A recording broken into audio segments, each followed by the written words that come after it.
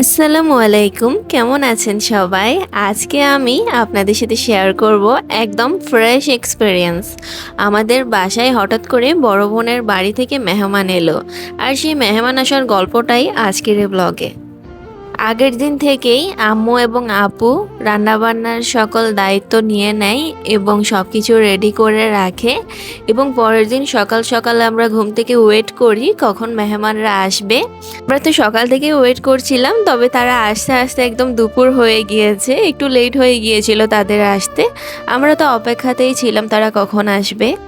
তারা আসার পর আমরা অনেক গল্প শুরু করে দিই সবাই মিলে, এবং রাস্তাঘাটের অবস্থা, কোথায় কিসের দাম বেড়েছে, আর নানা রকম রসালো আলাপ চলতেই থাকে।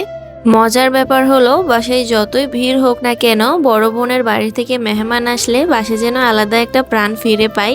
গল্প, হাসি, খাওয়া দাওয়া আর টুকটাক কাণ্ড কারখানা সব মিলে একেবারেই জমজমাট পরিবেশ। এটা হচ্ছে পরের দিন, আমি, আমার আপু, বোন সবাই মিলে একটু বেরিয়ে পড়েছিলাম, বাইরে গিয়েছিলাম।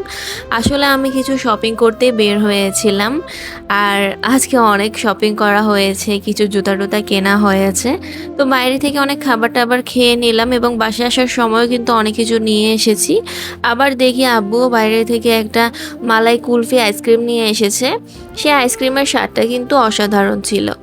যাই হোক, এটা আমাদের অভ্যাস, আসলে বাইরে থেকে খেলেও কিছু কিছু খাবার আছে স্পেসিফিক যেগুলো অনেক বেশি পছন্দের, সেগুলো পার্সেল করে নিয়ে আসি এবং রাতের বেলা খাই।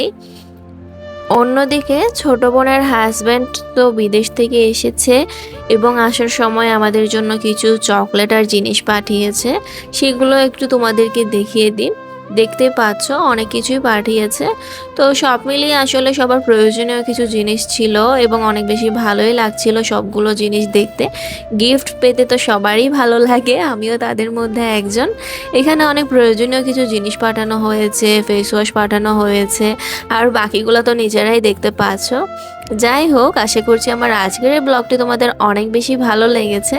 আজকের এই ব্লগটি যদি একটু হলেও ভালো লেগে থাকে, তাহলে অবশ্যই চ্যানেলটি সাবস্ক্রাইব করে পাশে থাকা বেলটা বাজিয়ে দিবে, এবং যারা ফেসবুক পেজ থেকে দেখছো তারা ফেসবুক পেজটি অবশ্যই ফলো দিয়ে দিবে।